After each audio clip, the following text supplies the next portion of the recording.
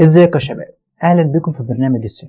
ان شاء الله في الحلقه دي هنكمل الجزء الثاني من سلسله جهاز التنفس الصناعي اللي كنا بدأناه. ولو ما سمعتش الحلقه الاولى لازم تروح تسمع الحلقه الاولى بتاعت جهاز التنفس الصناعي، لان دي بيعتبر الخطوه الاولانيه اللي هتمشي عليه. بعد كده ترجع تكمل الفيديو ده. اخر حاجه كنا واخدينها الفوليوم كنترول اللي قسمناهم للاي سي والاس اي ام في. النهارده ان شاء الله هنكمل بقيه شرح جهاز التنفس الصناعي. يلا بينا.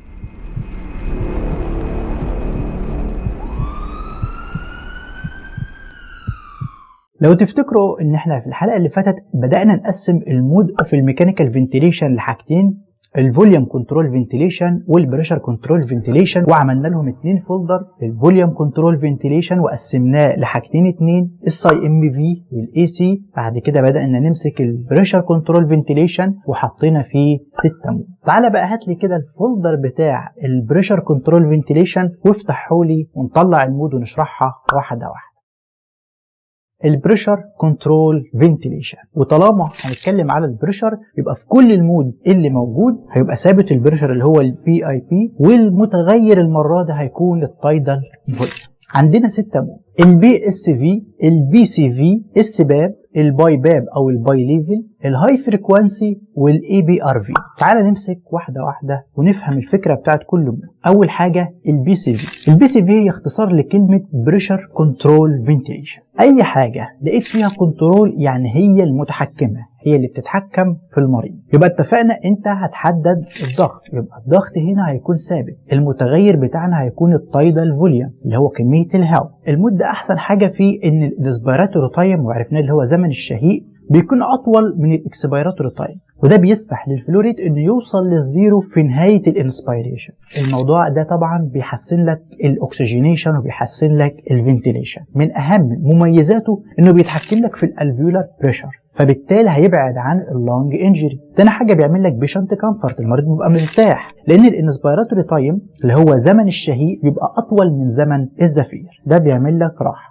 لكن مشكلته من اهم عيوبه ان لو حصل ان الريزيستنت زادت هيعمل لك ديكريز في الالفيولار فوليوم. يعني ايه؟ ببساطه انت هنا بتحدد الضغط وسايب الضغط ثابت، والمتغير عندك هي كميه الهواء اللي هتدخل للمريض. طيب لو في ريزيستنت والريزيستنت زادت فكميه الهواء اللي هتدخل جوه هتبقى قليله او مش هتوصل للالفيولاي كويس. تاني مود هنتكلم عليه هو البي اس في. البي اس في اختصار لكلمه بريشر سبورت فنتيليشن، واتفقنا اي حاجه فيها كلمه سبورت يعني كده المريض بياخد نفسه ومجرد الجهاز بيعمل له سبورت صغير. في المود ده بيوفر التهويه للمريض عن طريق انه بيدفع الهواء للرئه تحت ضغط معين.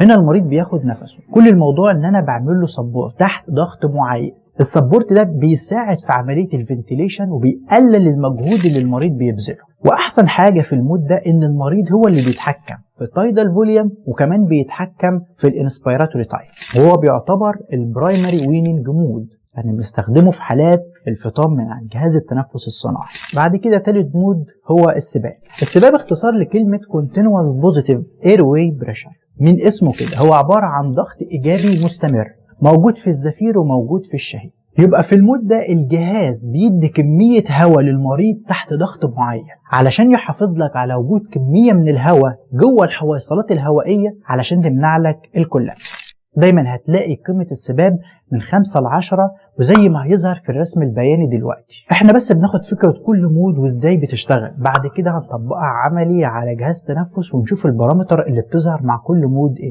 هنا في المود انت اللي بتختار السباب وبتحدد قيمته زي ما قلنا بالظبط. النورمال من 5 ل 10 انت بتتحكم فيها عن طريق البكرة، بتعلي او توطي طالما انت في النورمال رينج. المود اللي بعد كده اسمه الباي باب. الباي باب اختصار لكلمة بايفيزيك ايرواي بريشر، واحيانا بنقول عليه باي ليفل، ومن اسمه يعني شغال على مستويين. هتلاقي ان المريض معظم الوقت محطوط على لو ليفل اوف بريشر، وفجأة كده بشكل متقطع هتلاقي ان البريشر ده بيزيد لنسبة عالية مرة واحدة، بعد كده يرجع للو ليفل تاني.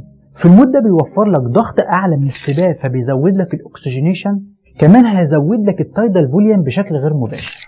في مود طبعا الباي باب احنا هنا البيشنت بيعرف يتنفس وبيعرف ياخد نفسه، فعلشان كده بنستخدم النون انفيسيف ماسك، بنحطه بطريقه معينه على الوش بحيث يكون متثبت كويس ومفيش اي تسريب خارج لبره. بتثبت الاشرطه كويس على الراس وعلى الوش، وبعد ما بتثبتها خالص بتتاكد ان مفيش اي تسريب طالع لبره.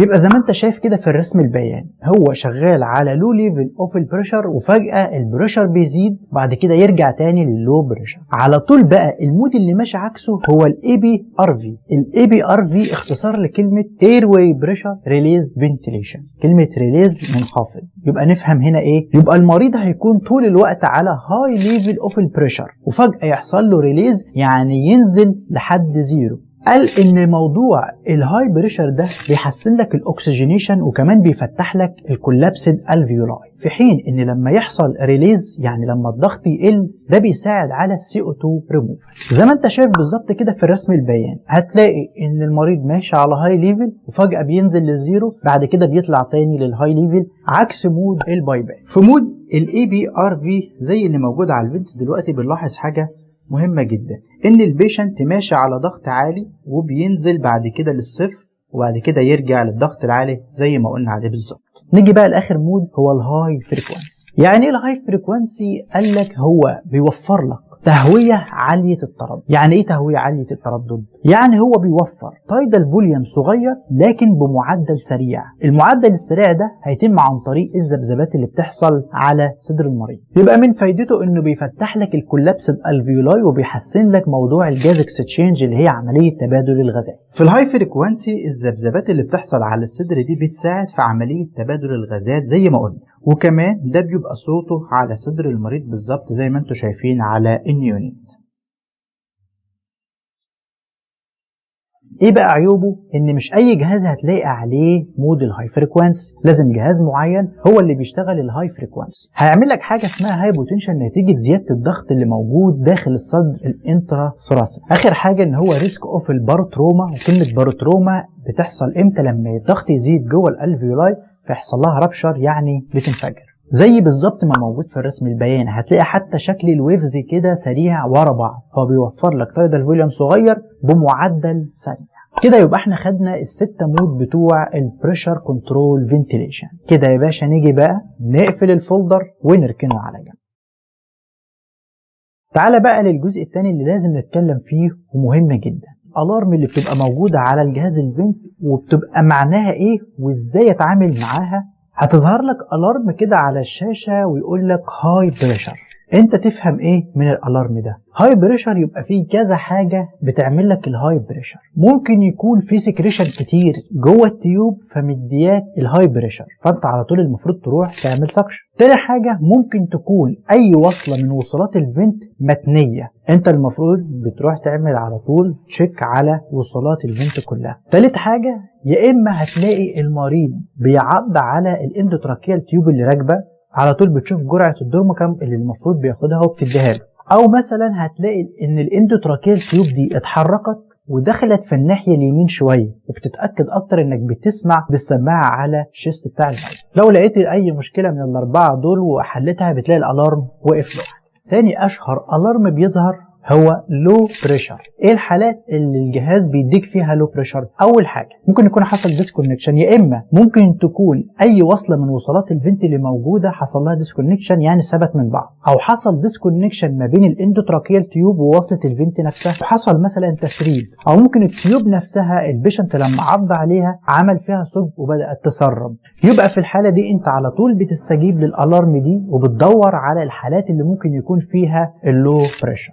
بعد كده برضو من اشهر الالارمات اللي بنشوفها انكريز في الريسبيراتوري ريت، يعني زياده في معدل التنفس. يا اما المريض صحي وبيفيض على الجهاز، يا اما المريض عنده فيفر، او المريض طبعا بيتألم. في الحاله دي لو بدأ يصحى ويفيض انت هتديله السيديشن بتاعه. تاني حاجه لو في فعلا فيفر هتديله بيرفلجان از فيزيشن اوردر زي ما الدكتور هيقول لك. يمكن ده من اشهر الحاجات اللي موجوده في انكريز الريسبيراتوري ريت.